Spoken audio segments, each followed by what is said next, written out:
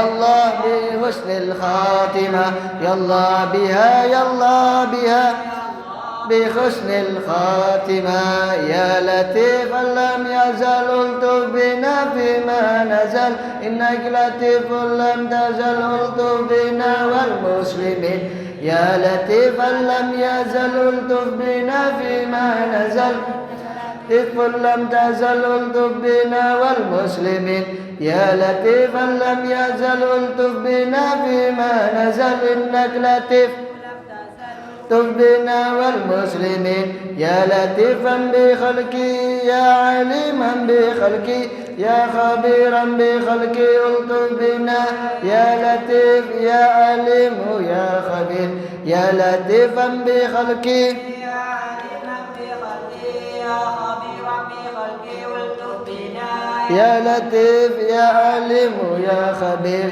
يا لطيفا بخلقي يا عليما بخلقي يا خبيرا بخلقي ألطف بنا يا لطيف يا عليم يا خبير يا أرحم الراحمين يا أرحم الراحمين يا أرحم الراحمين فرج على المسلمين يا أرحم الراحمين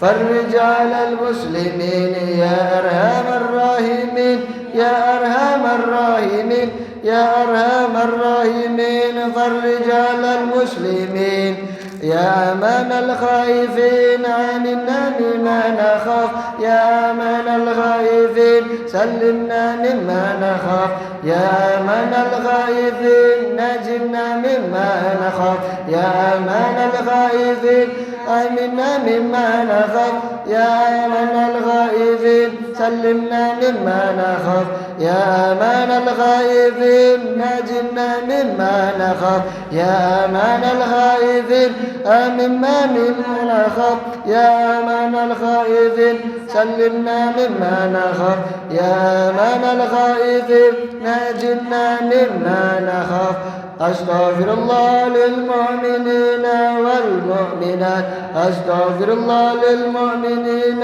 والمؤمنات أستغفر الله للمؤمنين والمؤمنات والقبول الفاتحة بالقبول إلى حضرة الرسول سيدنا محمد صلى الله عليه وسلم الفاتحة أعوذ بالله من الشيطان الرجيم بسم الله الرحمن الرحيم الحمد لله رب العالمين الرحمن الرحيم مالك يوم الدين إياك نعبد وإياك نستعين اهدنا الصراط المستقيم صراط الذين أنعمت عليهم غير المغضوب عليهم ولا الضالين آمين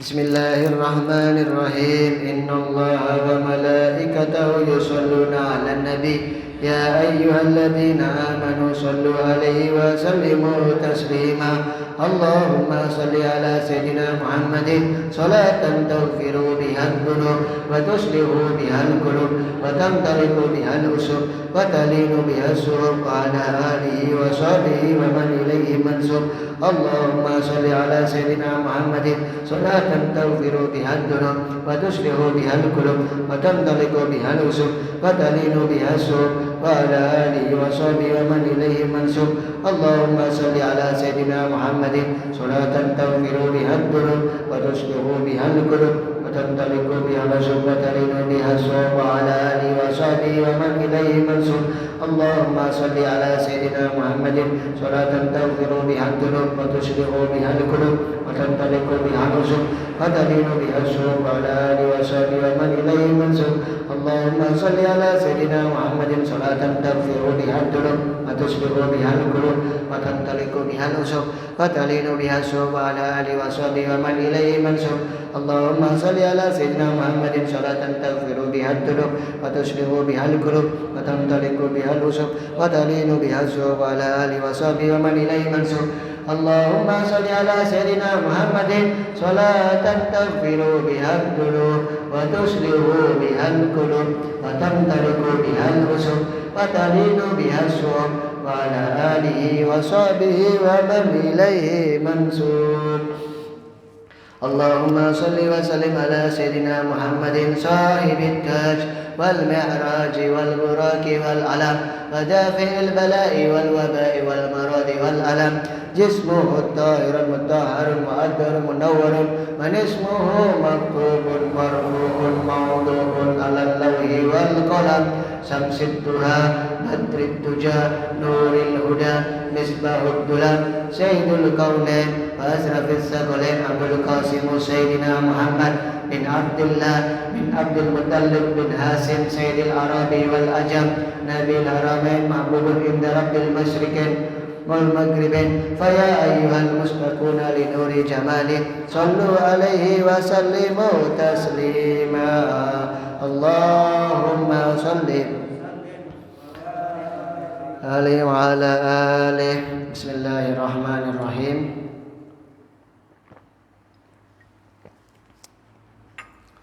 Assalamualaikum warahmatullahi wabarakatuh. Bismillah walhamdulillah wassalatu wassalamu ala rasulillah Sayyidina Muhammad ibn Abdullah wa ala alihi wa sahbihi wa man wala wala hawla wala quwata illa billahil aliyyil azim. Bismillah masyaallah wala hawla wala quwata illa billahil aliyyil azim. Subhanaka la ilma lana illa ma 'allamtana innaka antal alimul hakim. Rabbi shrah li sadri wa yassir li amri wa hlul 'uqdatam min lisani yafqahu qawli amin amin ya rabbal alamin. Alhamdulillah patutlah kita banyak bersyukur kepada Allah Subhanahu wa taala karena pada malam ini kita diberikan kesempatan oleh Allah, diberikan waktu, kesehatan, kekuatan sehingga bisa melanjutkan rutinitas kita sebagaimana mestinya. Alhamdulillah, semoga ini yang menyebabkan salah satu daripada kita tanda orang yang selamat di dunia dan di akhirat, sehingga kita akan bahagia baik di dunia maupun di akhirat. Amin ya rabbal alamin. Salawat serta salam kita haturkan, kita panjatkan kepada junjungan kita Nabi Agung, Nabi besar Nabi Muhammad sallallahu alaihi wasallam. Amma ba'd. Alhamdulillah, tadi sudah kita baca Yasin, kemudian kita lanjutkan tahlil, kemudian seperti biasanya kita membaca Ratibul Haddad.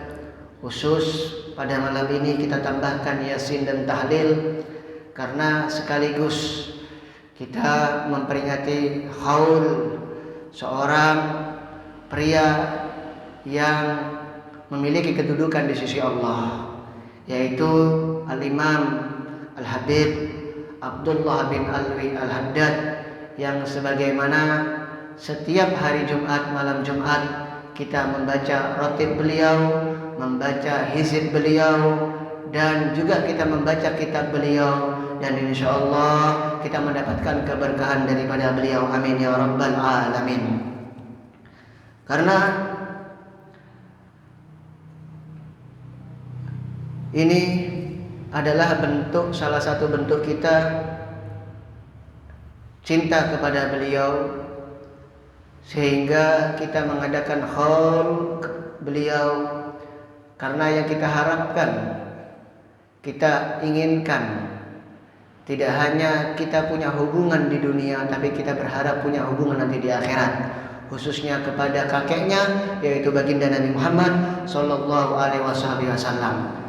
Karena kita hanya manusia biasa, tidak memiliki kedudukan yang luar biasa, maka dengan harapan kita membaca, memperingati daripada haul beliau, sehingga kita akan ditulis nanti masuk ke dalam rombongan berada di belakang beliau. Amin ya rabbal alamin. Kunci penting kita punya hubungan baik kepada orang-orang soleh, khususnya Al-Habib Abdullah bin Alwi Al-Haddad yang tidak diragukan kembali, tidak diragukan kewaliannya, dicintai oleh Allah karena begitu besarnya cintanya kepada Allah dan Rasulullah Shallallahu Alaihi Wasallam, sehingga disebutkan beliaulah adalah orang-orang yang termasuk di dalam Al-Quran.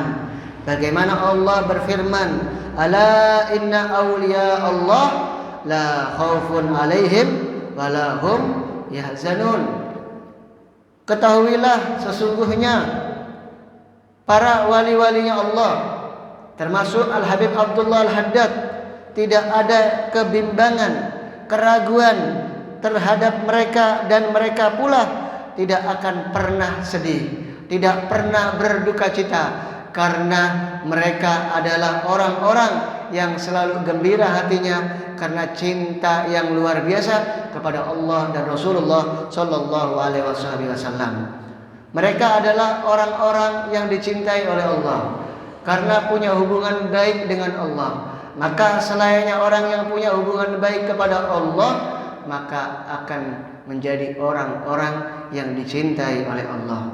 Disebutkan beliau adalah seorang imam yang luar biasa. Beliau adalah anak cucu keturunan Rasulullah Shallallahu Alaihi Wasallam, khususnya di Indonesia ini, khususnya di negara kita ini, khususnya di Nusantara ini, khususnya di Asia ini, memiliki peran yang luar biasa, khususnya di negara kita ini, di mana tanpa kita sadari bahwa beliau punya pengaruh besar di negara kita.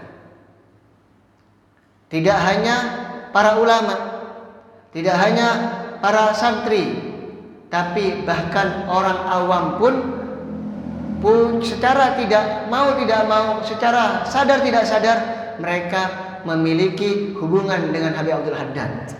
Karena apa? Mau tidak mau, para artis, orang-orang selebritis, sengaja nggak sengaja dia akan mensyairkan, akan menggubahkan, menyanyikan qasidah-qasidah daripada Al-Habib Abdullah bin Al-Haddad. Seperti qasidah yang kita ketahui yang sering masyhur di negara ini, seperti afatan ya jiratal alami. Itu merupakan salah satu daripada gubahan beliau. Salamun kamis kitan. Itu adalah salah satu gubahan syair daripada Al-Habib Abdul Haddad. Qad kafani ilmu rabbi merupakan salah satu pada syair qasidah gubahan daripada Al-Habib Abdullah Haddad. Alayallah binadrah merupakan salah satu daripada gubahan syair daripada Habib Abdul Haddad. Banyak orang secara nggak sadar bahwa mereka menyanyikan, mengqasidahkan, mensyairkan daripada qasidah Al-Habib Abdul Haddad. Secara sadar tidak sadar, mau tidak mau, dia akan punya peran, akan ada ikatan dengan Habib Abdullah bin Alwi Al-Haddad. Tidak hanya itu lagi, khususnya di Indonesia ini kita kenal, kita punya rutinitas namanya itu baca tahlil. Dan perlu Anda ketahui, tahlil inilah penyetus pertamanya, yaitu Habib Abdullah bin Alwi Al-Haddad. Disebutkan bahwa pencetus pertama tahlil, perkumpulan tahlil, itu ada dua orang. Yang pertama adalah Al-Habib Abdullah bin Al-Haddad, yang kedua adalah Said Ja'far Al-Barjanji. Tapi setelah ditimbang oleh ulama, ternyata yang terkuat adalah Al-Habib Abdullah Haddad, karena dilihat dari rotibnya, dilihat daripada rotibul Haddadnya, persis seperti apa yang dirangkai oleh Al-Habib Abdul Haddad, dan juga lebih tua daripada Said Ja'far, sehingga para ulama, para kiai, para habaib meyakini bahwa pencetus pertama tahlil adalah Al-Habib Abdullah bin Alwi Al-Haddad. Punya peran yang luar biasa, kitab-kitabnya dibaca di seluruh dunia, sehingga disebutkan 17 negara, 17 bahasa menterjemahkan kitab Al-Habib Abdullah bin Alwi Al-Haddad. Beliau adalah anak cucu keturunan Rasulullah yang bersambung nasabnya sampai ke Rasulullah. Merupakan anak cucu keturunan Rasulullah Shallallahu Alaihi Wasallam. yang dimana dilahirkan di Subair, di salah satu kota, sudut kota di kota Hadramut, yang dimana beliau lahir di bulan Safar. Kelahiran beliau di bulan Safar mematahkan kebiasaan kaum jahiliyah yang meyakini bahwa bulan Safar adalah bulan apes. Sehingga dipatahkan. Lahirlah Habib Abdullah bin Al-Haddad lahir pada bulan Safar menjadi orang yang luar biasa. Orang-orang dahulu zaman-zaman jahiliyah dulu meyakini bahwa bulan Safar itu adalah bulan apes, enggak berani menikahkan anaknya di bulan Safar, enggak berani berpergian, enggak berani ini itu, bahkan takut anaknya lahir bulan Safar. Tapi lahir Habib Abdul Haddad mematahkan kebiasaan kaum jahiliyah, bahkan sampai sekarang masih diterapkan. Karena enggak ada bulan yang apes, enggak ada bulan balak, enggak ada. Tidak ada. Beliau adalah seorang yang luar biasa. Beliau punya anak, punya putra, yaitu salah satunya adalah Hasan, Husain, Muhammad, Alwi, Zaid. Disebutkan barang siapa yang menghafal anak Al-Habib Abdul Haddad, Hasan, Husain, Muhammad, Alwi, Zaid, dakhalal jannah. Menghafal namanya saja, menghafal nama anaknya Habib Abdul Haddad bisa menyebabkan orang itu bisa masuk ke surganya Allah. Ini penting dihafalkan ya. Hasan, Husain, Muhammad, Alwi, Zaid. Disebutkan siapa yang menghafalkan nama Habib Abdul, anak putra Habib Abdul Haddad, dakhalal jannah. Luar biasa. Coba menghafal anaknya bisa menyebabkan orang itu masuk ke surganya Allah. Dan beliau adalah seorang mujaddid yang diberikan oleh Allah Subhanahu wa taala. Beliau disebutkan daripada kehebatan Habib Abdul Haddad, setiap beliau memimpin suatu majelis,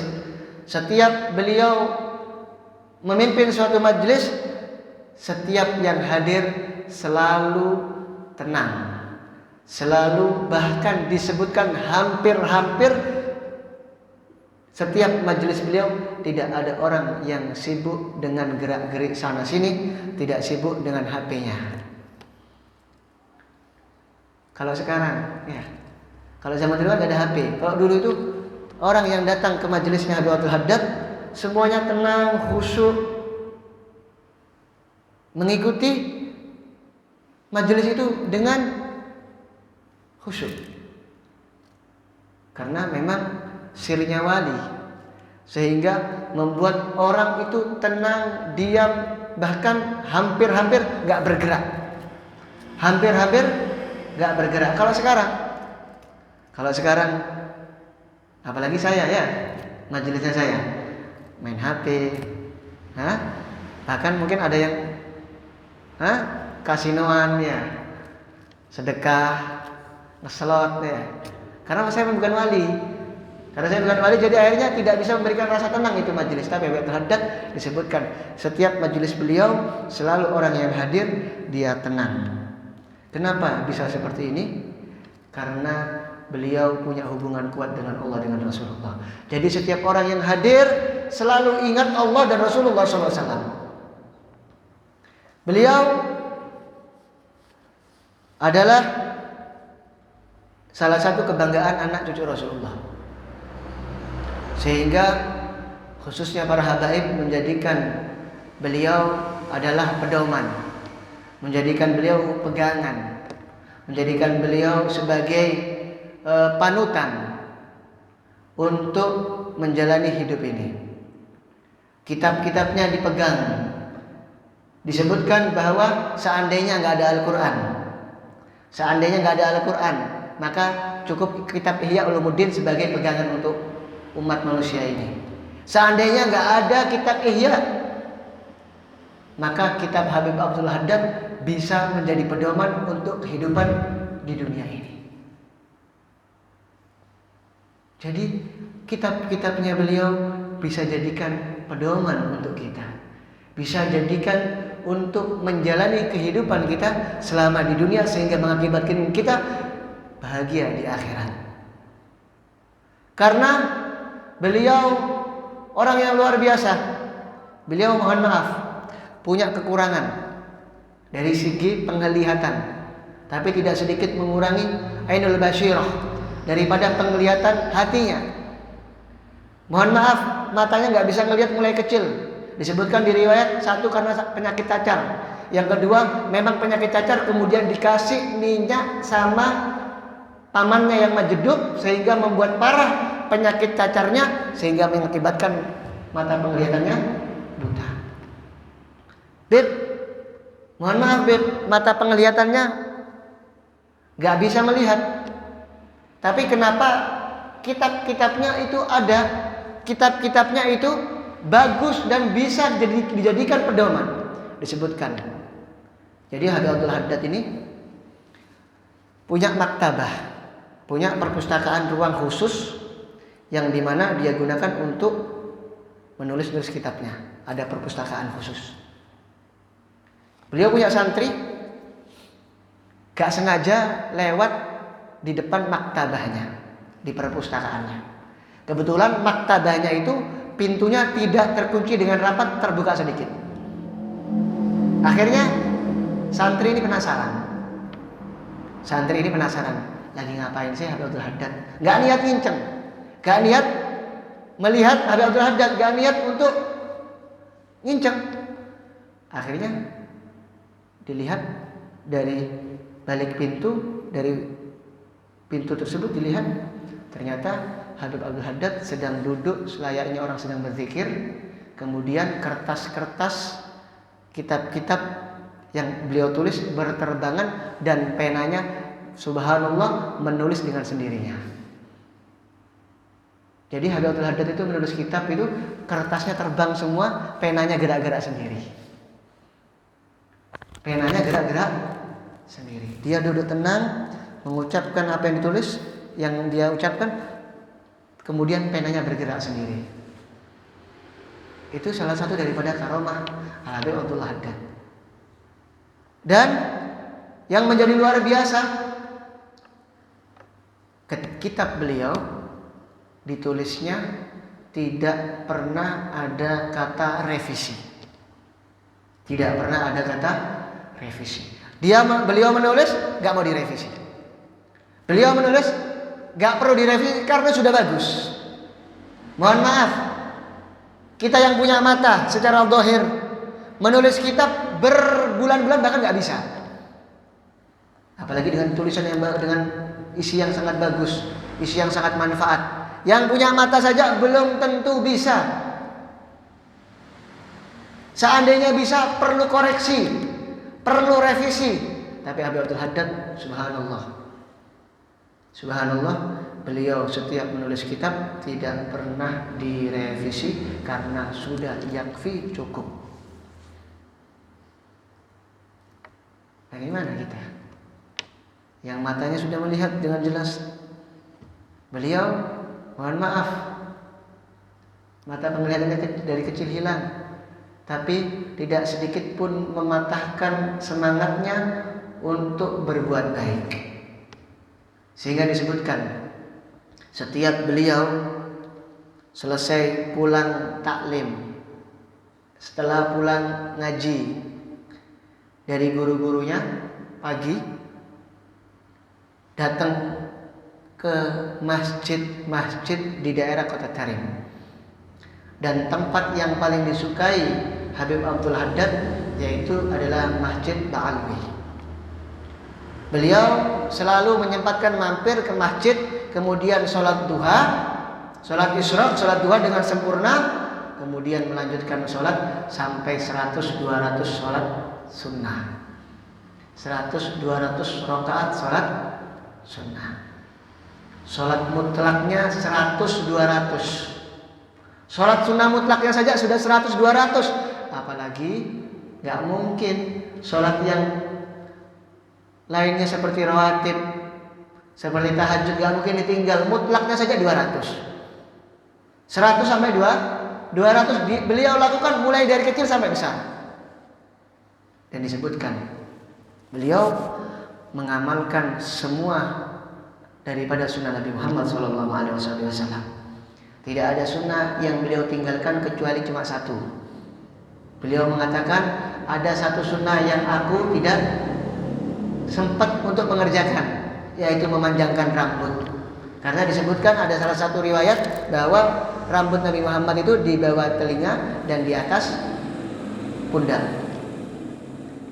Beliau bukan gak mau memanjangkan rambut, bukan gak mau, tapi kepingin. Cuma ketika itu zaman beliau sampai sekarang pun identik rambutnya panjang itu adalah seperti orang-orang yang fasik, yang suka berlaku maksiat. Jadi beliau sebagai tokoh gak mau, takut nanti ditiru sama orang. Tapi ketika beliau mau meninggal dunia, beberapa waktu beliau akan meninggal dunia. Ketika beliau sudah tidak keluar rumah, hanya terbaring di atas tempat tidurnya, beliau itu berwasiat kepada anaknya, "Ya Hasan, wahai anakku Hasan, tidak ada satu sunnah yang aku tinggalkan, semuanya pernah aku lakukan. Ada satu sunnah yang belum aku kerjakan, yaitu memanjangkan rambut. Maka sekarang minta tolong, nanti rambutku jangan dipotong, biar aku bisa mengikuti sunnah Nabi Muhammad SAW." Dan subhanallah, ketika sudah panjang rambutnya, sudah seperti persis dengan Nabi Muhammad, meninggal dunia. Secara langsung bahwa beliau tidak ada salah satu sunnah kecuali semuanya pernah diamalkan. Dan tidak hanya diamalkan sekali dua kali, tapi diistiqomahkan. Beliau Al-Habib Abdullah bin Alwi Al-Haddad. Beliau punya amaliyah, sholat fardu yang jumlah rakaatnya 3 sampai 4 rakaat. Khususnya maghrib, isya, duhur dan asar. Disebutkan bahwa ketika beliau mengerjakan sholat maghrib, selayaknya orang mengerjakan sholat maghrib, di rakaat ketiga setelah Fatihah beliau menambahkan satu daripada amalan, yaitu menambahkan min ayatil Al-Quran, daripada ayat Al-Quran. Setiap beliau mengerjakan sholat maghrib pada rakaat ketiga setelah Fatihah, umumnya itu langsung ruku. Beda dengan rakaat pertama dan rakaat kedua diisi dengan surat pendek. Ya, beliau setelah rakaat ketiga setelah Fatihah beliau membaca, yaitu Rabbana la tuzigh qulubana ba'da idh hadaytana wa hab lana min ladunka rahmah innaka antal wahhab. Punya amalan setelah rakaat ketiga setelah Fatihah membaca daripada ayat Al-Quran. Ternyata diteliti, itu adalah salah satu amalan yang pernah dikerjakan oleh Sayyidina Abu Bakar dan Sayyidina Umar. Duhur, asar, di rakaat ketiga beliau membaca Rabbana taqabbal minna innaka antal wahhab. Di rakaat keempat beda lagi. Setelah Fatihah, Rabbana atina fid dunya hasanah wa fil akhirati hasanah wa qina adzabannar. Duhur, asar, rakaat ketiga baca Rabbana taqabbal minna innaka antas samiul alim wa tub alaina innaka antat tawwabur rahim. Di rakaat keempat, Rabbana atina fid dunya hasanah wa fil akhirati hasanah wa qina adzabannar. Di salat Isya juga seperti itu. Beliau seakan-akan gak ingin menyia-nyiakan waktunya kecuali digunakan untuk ibadah. Sehingga di rakaat ketiga, rakaat keempat, duhur, asar, maghrib, isya, yang selalu beliau kerjakan adalah hal-hal yang berkaitan dengan ibadah. Lebih-lebih yang dikerjakan itu adalah daripada ayat Al-Quran. Daripada ayat Al-Quran. Beliau luar biasa. Kalau saya kisahkan, luar biasa. Kita harus punya hubungan dengan mereka. Kita harus punya hubungan dengan mereka. Penting kita punya rasa cinta, hubungan dengan orang-orang soleh. Lihat, ini hari Jumat. Lihat, Allah mengabadikan dalam Al-Quran seekor anjing. Seekor anjing karena kecintaannya yang luar biasa kepada orang soleh, sehingga Allah abadikan di dalam Al-Quran. Anjing yang najis mughaladzah, yang mungkin hina di mata kita, karena tak punya rasa cinta kepada orang soleh, Allah abadikan di dalam Al-Quran. Bahkan kita baca setiap malam Jumat, karena kecintaan kepada orang soleh. Lebih-lebih umat Nabi, lebih-lebih orang yang beriman kepada Nabi, beriman kepada Allah, cinta kepada orang-orang soleh. Gak mungkin, mustahil orang itu akan dicintai Allah dan Rasulullah Sallallahu Alaihi Wasallam. Penting kita punya hubungan dengan mereka, baik yang sudah meninggal atau yang masih hidup. Penting kita punya hubungan dengan mereka, rasa ta'alluq kepada mereka. Gak ada kata jauh, tidak ada kata jauh. Walaupun orang soleh itu jauh, minimal kita kirim Fatihah dengan mereka, agar kita punya hubungan dengan mereka, agar kita punya hubungan dengan mereka. Karena julusul insan bainal yadil waliyullah, duduknya seseorang di hadapan wali Allah walaupun sejenak, itu lebih manfaat, lebih berguna daripada dia beribadah sampai tubuhnya terpotong-potong.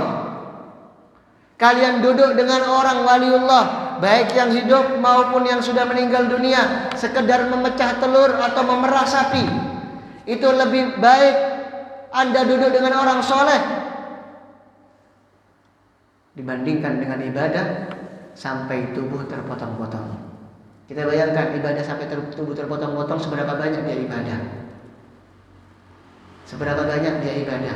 Kalian duduk dengan orang soleh sejenak saja. Memecah telur itu berapa lama sih? Memerah susu itu berapa lama sih? Mecah telur saja, cetek, selesai. Berapa detik? Kalian duduk dengan mereka sejenak saja, itu lebih baik daripada kalian ibadah kepada Allah sampai badan terpotong-potong. Penting kita punya hubungan dengan orang-orang soleh. Sampai disebutkan nanti di akhirat ada orang yang dimana orang tersebut gak pernah melakukan suatu kebaikan, sehingga ketika di akhirat balasan bagi orang tersebut adalah nerakanya Allah. Tempat yang layak bagi orang tersebut adalah nerakanya Allah. Akhirnya orang tersebut setelah ditimbang benar, sesuai dugaan, karena tidak pernah berlaku baik, lebih banyak keburukannya, maka ketika ditimbang kebaikannya tidak ada sedikit pun dan keburukannya lebih berat dibandingkan kebaikannya, sehingga yang dia terima, yang dia peroleh yaitu nerakanya Allah. Ketika itu ditarik sama malaikat, kemudian dibawa ke nerakanya Allah. Kemudian dikatakan, Allah berkata kepada malaikat Jibril, wahai malaikat Jibril, panggil orang tersebut, coba tanya sama dia apakah dia pernah duduk di majelisnya orang soleh, apakah dia pernah duduk di majelisnya orang alim. Ditanya, aku gak pernah berduduk di tempat orang soleh, aku gak pernah duduk dengan orang alim. Akhirnya diseret lagi sama malaikat untuk ke nerakanya Allah. Kemudian Allah memanggil kembali, wahai Jibril, Coba tanya sama orang tersebut, apakah nama orang tersebut seperti namanya orang soleh? Ditanya namanya siapa? Robert. Namanya siapa? Hah? Gabriel. Michael. Namanya keren, tapi nggak seperti orang soleh. Maka ditarik kembali sama malaikat tersebut untuk ke nerakanya Allah. Kemudian Allah mengatakan, coba panggil lagi. Siapa tahu orang ini adalah keturunannya orang soleh. Dilihat, diteliti, ternyata bukan keturunan orang soleh. Ditarik lagi sama malaikat ke nerakanya Allah. Kemudian Allah mengatakan, ya malaikat Jibril, masukkan orang tersebut ke surgaku. Ya Allah, kenapa orang tersebut dimasukkan ke surgamu, wahai Allah? Ya Allah, kenapa? Alasannya apa, ya Allah? Dia gak pernah duduk dengan orang soleh, gak cinta sama orang soleh, namanya bukan orang soleh, bukan keluarga orang soleh, gak punya keturunan, keluarga, kakek, nenek daripada orang soleh. Kenapa engkau masukkan ke surgamu, ya Allah? Kebaikannya tidak ada, keburukannya istiqomah. Akhirnya Allah mengatakan apa? Wahai malaikat Jibril, wahai malaikat, tidaklah engkau mengetahui orang tersebut punya teman. Dia cinta kepada temannya, yang dimana teman tersebut cinta terhadap orang soleh. Orang tersebut punya teman yang dimana temannya cinta sama orang soleh. Lihat, Allah memberikan surga melalui perantara cinta kepada teman-teman yang cinta pada orang soleh. Bagaimana ketika seorang hamba di hatinya selalu ada perasaan cinta kepada walinya Allah? Bagaimana orang yang di hatinya cinta kepada kekasih-kekasihnya Allah? Bagaimana seorang hamba di hatinya cinta kepada orang-orang soleh? Mustahil bagi mereka tersentuh api neraka. Mustahil.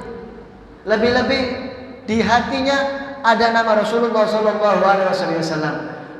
Hati yang ada Rasulullah dikatakan oleh Habib Abdullah bil Faqih, hati yang ada nama Rasulullah mustahil terbakar oleh api neraka. Tidak akan pernah terbakar api neraka. Ayo, ini jadi ibrah, jadi pelajaran bagi kita. Penting kita punya ta'alluq, cinta kepada orang soleh. Agar apa? Agar kita selamat. Penting kita punya hubungan ta'alluq dengan mereka, duduk dengan mereka yang hidup ataupun yang sudah meninggal, duduk dengan mereka. Karena kalau kita mengandalkan amal ibadah kita sangat jauh dengan orang-orang tersoleh terdahulu. Kita sangat jauh dengan orang-orang soleh. Kita tapi punya cinta, kita punya hubungan, kita punya modal itu saja. Ibadah yang paling mudah adalah mencintai. Ibadah yang paling mudah adalah mencintai, dan cinta tersebut tidak digunakan cinta kepada orang yang salah, kecuali cinta yang untuk orang soleh, khususnya kepada Nabi Muhammad SAW. Maka akan mustahil hatinya terbakar api nerakanya Allah. Penting duduk dengan orang soleh. Bagaimana Al-Habib Hasan bin Shalih Al-Bahar? Ketika itu ada seseorang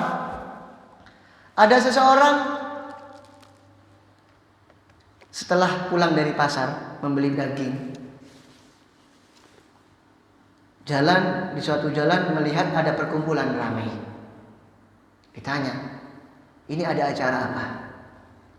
Ini ada acara pemakaman Al-Habib Hasan bin Shalih Al-Bahar. Seorang ulama besar. Akhirnya yang awalnya ingin langsung pulang, akhirnya ikut sejenak untuk menyolati Al-Habib Hasan bin Shalih Al-Bahar. Akhirnya pulang dari situ, sampai ke rumah, bawa daging, dikasihkan ke istrinya. Dimasak oleh istrinya berjam-jam sampai kayu bakarnya habis, dagingnya utuh. Dagingnya utuh. Tanya sama suaminya, "Mas, ini beli daging di mana?" Ya di tempat biasanya. Di tempat biasanya. Ini sudah saya bakar berjam-jam, dagingnya masih utuh. Masa sih? Dilihat ternyata benar, tidak sedikit pun dagingnya ada yang terbakar. Dicoba lagi, tetap seperti itu, tidak berubah seperti orang, seperti daging yang terbakar, gak ada sedikit pun berubah, masih seger. Akhirnya besok tak protes ini ke haji ini, karena dagingnya ini aneh. Padahal seperti biasanya aku dagingnya dibakar gak nyampe 1 jam ya sudah selesai, digoreng enak. Tanya ke teman-temannya yang beli daging sama seperti dia. Oh, di rumah sudah masuk ke perut, sudah jadi daging, sudah jadi makanan, bahkan sudah saya keluarkan. Oh, berarti ini masalah dengan dagingnya. Coba tak protes ke penjualnya. Datang ke penjualnya, protes. Ini daging apa ini? Kok saya bakar berjam-jam sampai kayu bakar saya habis, kok tidak sedikit pun berubah? Masa sih? Dicoba. Oh iya, gak berubah sedikit pun. Terus ditanya, coba Anda sebelum pulang ke rumah kemana saja? Diingat-ingat, oh, saya sebelum pulang ke rumah, saya sejenak mampir ke pemakaman, ikut mensolati Al-Habib Hasan bin Sholeh Al-Bahar, ikut takziah sejenak ke Al-Habib Hasan bin Sholeh Al-Bahar. Habib Hasan bin Sholeh Al-Bahar, iya.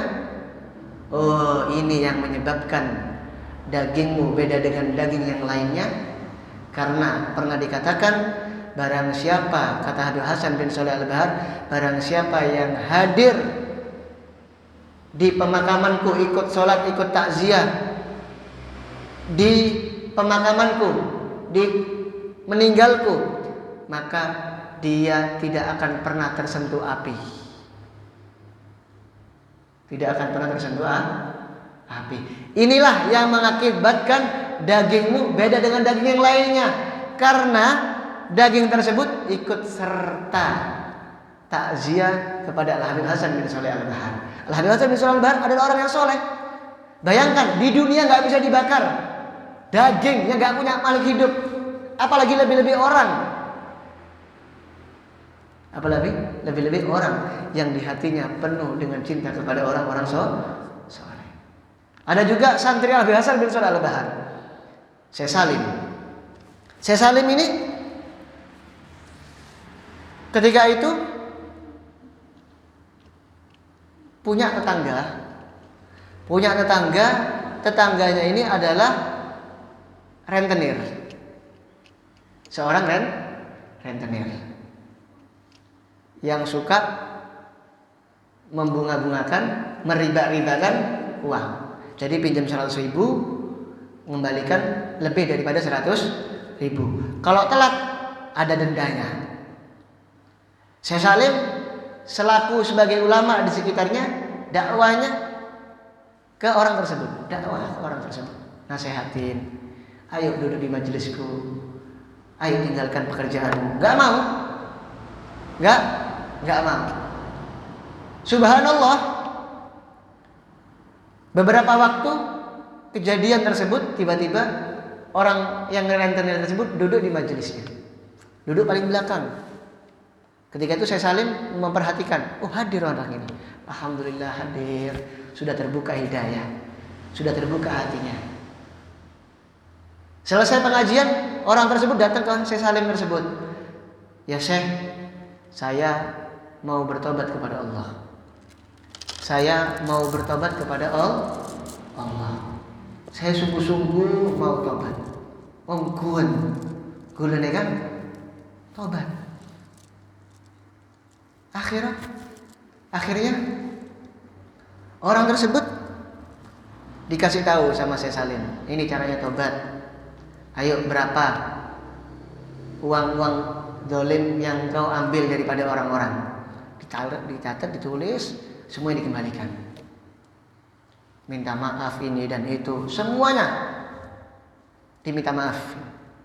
Minta maaf. Kalau ada orang yang sudah meninggal dunia, diniatkan sedekahkan kepada orang yang sudah meninggal tersebut. 3 hari setelah kejadian tersebut tuntas, hutangnya nggak ada, kedolimannya udah minta maaf kepada orang-orang nasabahnya. Subhanallah, kemudian orang tersebut meninggal dunia. Saya Salim senang, bahagia, alhamdulillah, subhanallah, orang ini beruntung. Orang ini beruntung. Sebelum kematiannya diberikan hidayah sama Allah, diberikan kesempatan tobat sama Allah, kembali kepada Allah. Enak orang ini ya. Subhanallah. Akhirnya setelah meninggal dunia orang tersebut, beliau datang ke gurunya. Dan gurunya adalah Al-Habib Hasan bin Shalih Al-Bahar yang tadi saya ceritakan. Al-Habib Hasan bin Shalih Al-Bahar tanya sama si Syekh Salim ini, wahai Syekh Salim, beberapa hari ini engkau tidak terlihat, kemana saja? Dengan bangganya seorang santri mengatakan kepada gurunya, wahai guruku, saya habis membantu orang untuk bertobat di jalan Allah. Ya, seorang santri bangga ya, nunjukno prestasi kepada gurunya. Alhamdulillah saya ngajak orang untuk tobat kepada Allah. Bagaimana kisahnya? Diceritakan kisah tersebut. Ada seorang rentenir gini. Secara gamblang kemudian orang tersebut meninggal dunia. Oh begitu. Ditanya sama si Habib Hasan ini, wahai Syekh Salim, tahu nggak kenapa orang tersebut bisa berubah secara spontan? Wallahu a'lam, nggak tahu. Allah yang ngasih. Wahai Syekh Salim, perlu Anda ketahui, orang tersebut sebelum datang kepada engkau, dia datang kepada aku. Maksudnya bagaimana guruku? Ketika itu aku sedang melaksanakan pengajian. Orang tersebut ingin menagih hutang kepada nasabahnya, ingin mengambil uang ribanya kepada si nasabahnya, dan kebetulan nasabah tersebut adalah jamaah majelis di sini. Dia datang ke rumah orang tersebut gak ada. Orang tersebut gak ada di rumahnya, ditanya ternyata dia ada di majelis. Akhirnya si rentenir tersebut datang ke majelis tersebut bukan tujuan untuk ngaji, bukan tujuan untuk duduk dengan orang soleh, bukan tujuan untuk menuntut ilmu, bukan tujuan untuk bersilaturahmi, ingin melakukan kemaksiatan. Apa? Ngambil riba, nagih hutang kepada orang yang ada di dalam majelis tersebut. Dia datang, duduk, nunggu majelis selesai, dan ketika majelis tersebut berlangsung, Allah memperlihatkan kepada aku turun rahmat begitu banyak di majelis tersebut dan mengenai orang tersebut, dan orang tersebut menerimanya dan berubahlah orang tersebut. Gak punya niatan duduk sama orang soleh, gak punya niatan duduk di majelisnya orang soleh, gak punya niatan mengambil ilmunya Nabi, bahkan melakukan maksiat.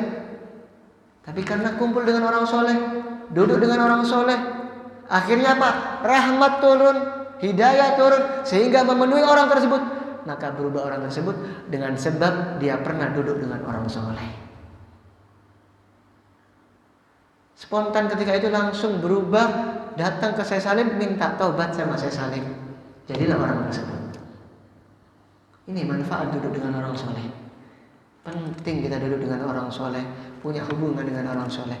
Lebih-lebih orang yang sudah jelas-jelas sukses. Apa itu sukses? Yang akhir kehidupannya husnul khawatimah. Yang akhir kehidupannya husnul khawatimah. Lebih-lebih Al-Habib Abdullah bin Al-Haddad punya magum yang luar biasa seperti itu. Disebutkan beliau mengemban wali kutub 60 tahun sekian. Beliau menerima kewalian di sisi Allah. Bukan sembarangan lagi, tapi memimpin seluruh para wali menjadi wali kutub. Sehingga juga disebutkan Allah itu mengangkat bala 100 keluarga karena berkahnya orang soleh.